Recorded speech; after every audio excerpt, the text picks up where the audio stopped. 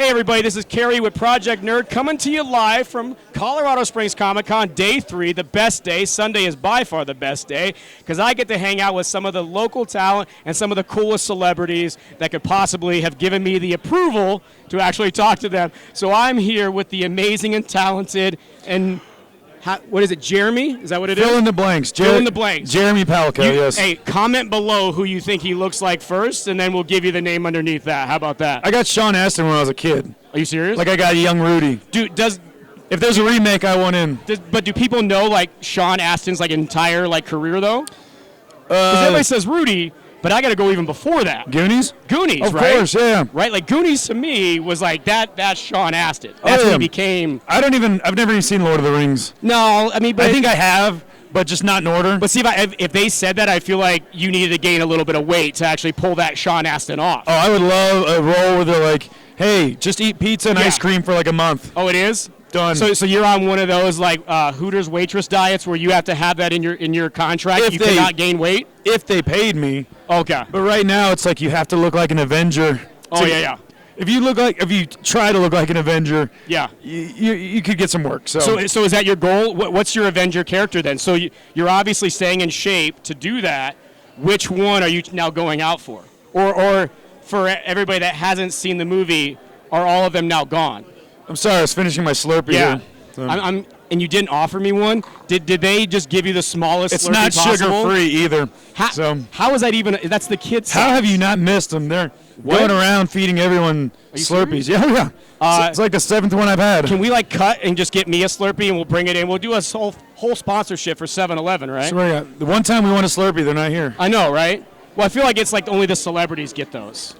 Nah. But they gave you the most ridiculous straw to drink it out of. Oh, yeah, in case, Which one? Okay, so major question. Big question. What flavor? I have no idea. I think it's cherry. You don't even know. It was cold and it was hot down here. Because of all the halls? All you taste is menthol Pretty right much, now? yeah. Colorado Springs have been kicking my ace. Well, but you're a humidity guy, right? You're in the South. I live in the South now. I live in Atlanta, so I'm used to hot and sweaty. So down here is not so bad. Right. But yeah, as soon as I landed, just the air is so thin. Right. It's all of the aura of Colorado, the altitude, all of that. Oh yeah, all of us actors are crying and whining that we can't walk up a flight of stairs without having to stop and breathe. Goodness. But I've been here for 10 years and I still use that line. So, but I think that what's interesting, you just mentioned being in the South. There's a pretty big reason why you were down there. What was that big reason why you were down in Georgia for a little bit? I was shooting a show called The Walking Dead for a while. Little show. Nobody knows. It's making a comeback, Yeah. In its 10th season, people are finally coming around to it. They're just waiting for it to release. You're Netflix. welcome. You're welcome. And who was your character on The Walking Dead? I played Andy on the show. So I came in around season 6, and spoiler alert, I was... Never mind. Don't do it. No, you can't. Still you alive. Can't spoil it. Still alive. Yeah, because everybody on The Walking Dead is still alive, right? Yeah. Yeah, there's no more zombies. It's a perfect utopia at this point. Yeah. Now you guys are just flourishing with all the farming in the South. Yes, there's aliens involved now. Yeah. And it's part-time claymation animation. Yeah, I feel like that's like the new genre now. You're like, all right, cool. Don't quote me, by the way. This is definitely giving everything away for those of you that haven't seen it. If you haven't seen it, I don't know what to tell you at this point. And I have no idea what's going on right now. It's crazy, right? So when people ask me like what's going on, don't take it for, But I love how people, and do you get that a lot when people they assume that you're still getting the scripts, that they assume that you're still in those meetings and you know what's going to happen? Do you get that now? Well, I learned my lesson a long time ago, and I'm going to spoil something a little bit because I have to. Okay. But there was an episode where people wanted to figure out which character Negan was going to kill. Right. And we all know it was Abraham and Glenn, sorry. But somebody asked me, and I really didn't know. Yeah. But somebody said, who do you think it was? Right. And I said, well, it might be Glenn because of the comics. And then they quoted me. They're like, Jeremy says, oh, wow, Glenn will die. But did they quote you or like an anonymous source? No, they said Jeremy. They went straight out right to you. So it was on social media, and I had to say, hey, please take that down. Right. Thankfully, I wasn't very popular, and only like 10 people read it, but... I feel like that's an understatement. You can't make any guesstimations about that show, that's for sure. So. No, well, we've been talking. We did some of the panels, right? We had a couple characters up there, and it seems to me it's crazy how intense the fans are to want information ahead of time. I'm still from an era that we Yeah, went week no by spoilers. week. We went week by week, and we still had reruns in between. Oh, yeah. You didn't have a full 12-week season or 10-week season. It's just, the day and age where we binge watch everything, I think. Right. So you want it all, you want it now, and a show comes along like Walking Dead or Game of Thrones, and you have to wait. Yeah. And then it becomes, especially as actors behind the scenes. Right. I remember being on set for season 8 and seeing paparazzi with, the elongated lenses that are like 100 yards away. Yeah. And so they were all there for you. Oh, I kept trying to run around. Yeah. You're trying to get their attention. Like, hey, you guys want? I was acting my like photo? Bigfoot in the distance. You don't even need those lenses. I'll come right up to the camera. Right. Yeah. Well, that's awesome. So I think what's awesome for our audience is to kind of get to know you a little bit as well. Obviously they know you from the shows you were on. I was really intrigued by knowing that you were in Burn Notice. Burn Notice was. Do you get a lot of that? I think. This weekend. I love that show, this and I don't think weekend, people know that show at all. Because my cool little sign up here exactly. says Burn Notice, so everyone was very curious about that. And I came in around, it was season 7, and they go out in the ocean, and the Coast Guard's involved, so I got to be the Coast Guard captain. Oh, nice. Which was cool, because I was the only actor, and it was a real Coast Guard. Okay. So they were like loaning the ship for 2 days. And so I get on, and the real captain is sitting next to me. Yeah. And I have to do the scene, and I was like, what can I touch? Right. And he goes, nothing. Don't touch anything. And, there was like real, like if there was a real emergency, they would have scrapped the shoot and they would have put us downstairs and they would have gone after pirates and stuff. So, but were you like kind of like as like the little kid inside of you, like, okay, I don't want it to happen but I kind of am okay if it does. Oh, well, we actually did live fire. Oh, really? So they were shooting blanks and it was intense. Yeah. But the coolest part is that before I did, acting professionally, I worked on a cruise ship. So I had my sea legs like ready to go. And when we shot Burn Notice, all the directors and producers were puking off the side. Well, of course, I feel like that was going to be the follow-up, right? Yeah. Of like one where you have to see and you address that. But I think that's what's interesting is you hear a lot of those interviews afterwards of like by filming at sea, we were in like 20-minute increments because everybody was getting sick. Yeah. But I think So how long was your character on that? Was it just a small bit? A small bit. It's just one small bit after the next small bit until you get that big one. And, shows like I did one called Bloodline. Okay. It's on Netflix. Such a great series. And it's not just because I'm in it, but like, Kyle Chandler, Ben Mendelsohn, Sissy Spacek. And I feel like you're saying such amazing names. Yeah. Like to me, and I think for most of you, Kyle Chandler, if you don't know who he is, I don't know why. I think you do. You do know. You do. I mean, Friday Night Lights. Friday Night alone, Lights. Like that to me Godzilla, was one Wolf of the, of Wall Street. Yeah. It was so cool, but I think the show. I think Netflix put out Bloodline, and then they put out some like Ozark, and I like some of those cool is very similar to because I just finished Ozark. Oh, you did? Because I've read for that show. Wait, you said you finished it? Are you in? No, I didn't. Season? No, I'm not in it. Not in it. I was like, we got spoilers coming because you're going to tell me what's going to happen. I've read for it twice. Okay. And I'd never seen the show, so one day I was like, maybe I'm not booking because I don't know anything about it. Right. So I watched a couple episodes. And so you finished the show. I finished it. Oh, yeah. Okay. So right. good. But then I realized Bloodline, the show I was in, is very similar, right? Very similar. I love the cinematography. Like, that's been the biggest thing. Not even for like me. story-wise, but like, cinematography, just the way it's shot, lit, acted. Yeah. So amazing cast, amazing director, all the writers. But I think that's really cool. But we kind of talked a little bit about your past stuff, but I think everybody wants to know moving forward, right? Do you have anything kind of coming up, or are you trying to try different vehicles or different? Oh, I'm definitely, spreading my wings, if you will. I got a small part MacGyver coming up, which is kind of fun. Wait, there's a new MacGyver? The new... Is that a show or a movie? It's in its 4th season, so yeah. Okay, all right. So, spoiler. So I'll be in the new episode.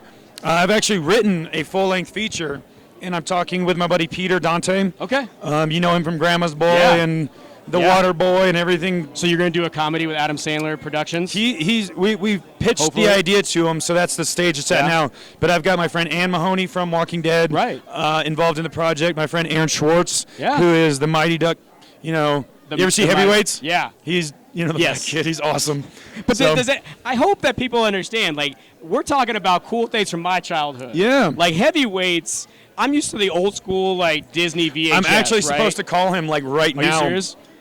I might be on the phone with. Well, he said call me by 3 o'clock, and it's only 2, so we're good. I mean, well, we have another hour and 15 minutes to do, so I can hang out with the heavyweights guy. Yeah. But I think that's what's cool. He's in California right now, but he is. Yeah, he's good. Yeah, we're mountain time. We're still okay. So we're working on a very fun. I think it's going to be an indie cult. Classic. Yeah. It's got the makings of it. So is it going to be like? So this is my thing, right? I mean, you've been entertainment for a while. Do you see and do you like all the vehicles now? It seems like everything now is Netflix or streaming or kind of under that umbrella. Yeah. Do you like that approach, or are you kind of like more like I liked going to the movie theater? I liked. We talked about that binge generation. I know exactly what you're talking about. I'm very classic. Like I love going to theaters. I grew up on Spielberg and. Just that iconic idea of movie magic. Right. I still get that. Yeah. Like I go to the movies and I like to just forget about the world and everything, but this new wave of YouTube and Twitter and like it allows people, the idea of making a movie to me is so far-fetched. Yeah. It is like you have to be business savvy, you have to be Spielberg, you have to have brilliant ideas. Right. And then I sit at home and I scroll through Netflix for, 30 minutes before you actually pick something, and how much crap do you just go through? Like, how did that movie get made? And so then I realized that, like, people out there have great ideas, and they just don't know how to present them. Yeah. You could make a movie on your cell phone. Well, I think that what you're saying, right, is what I loved about in the past was marketing. Yeah. Right? It wasn't just it was released and it came on new arrivals. Yep. And you're like, well, that little synopsis sounds good. I like the build-up. Yeah. Right? I like seeing the trailer and the second trailer. Oh, yeah. And then getting the trailer and the movie has a little bit longer. And then kind of getting, because I go back, I don't know if you know Dane Cook, the old comedian. Oh, I've seen him live, right? yeah. One of my favorite jokes was him saying, you'd watch a trailer and immediately you're like, no, don't want to see that. Yeah. I think that's what's funny is like we go into it now and there's so much content that we just consume it so quickly and there's so much out I there. am getting tired of going to a movie. Like, I think I just saw Once Upon a Time in Hollywood. Yeah. Awesome movie. But there was like 14 trailers. Yeah. I was there for 45 minutes before the movie started. I forgot what I was there to see. But hopefully you were at an Alamo Draft House and at least got to like enjoy dinner. And I feel like now that's what it is. It's going back to old school. Like no, man, I am old school. I go to the dollar store. I buy candy. I put it in my pockets. No, you don't. And I'm still No, afraid. you don't. I don't believe it. Afraid someone's going to kick me out of the theater. You don't. You don't do that. You do it. Okay, you said it. Now we got to give him a shout out. Yeah. We're not sponsored. What's your go-to? Your go-to dollar store? My go-to snack is Bunch of Crunch and Sour Patch Kids. Wow. Yeah, it's I was really gonna go with like Junior Mints. I really thought you were gonna be a Junior Mints guy. Junior Mints, I got to put in the freezer. That's a veteran move, right? That's a veteran move. That's an old school fat Junior kid Mints move right in there. the freezer. Like I feel like that was a Snickers thing too. Yeah. And then the Snickers came out with like the ice cream bars. Well, I live in Atlanta, so if and when I do get candy of some sort, it all goes in the freezer. Anything chocolate, it's got to go. It's one of those you go from the grocery store immediately home into the fridge. I do my best to eat as healthy as possible. Right. But last night I was given like 4 cookies and 12 brownies, and I was like, there's no way I'm going to eat this. I don't know. Let me tell you about breakfast this morning. It was 4 cookies and 12 brownies. But I feel like just for our audience here that's in Colorado Springs, you need to clarify they were legitimate. They were legit. They weren't Colorado cookies or Colorado brownies. I would take the other ones. I haven't had time to explore. Well, but we're also in the Springs too, so sweet. I'm sorry, we didn't treat you well here. We'll treat you well with Project Nerd. But I know this lady's over here like making me wind it down. But I want to make sure we do have a pretty good audience following, and I want to make sure that they get an opportunity not only to see some of the stuff that you're in.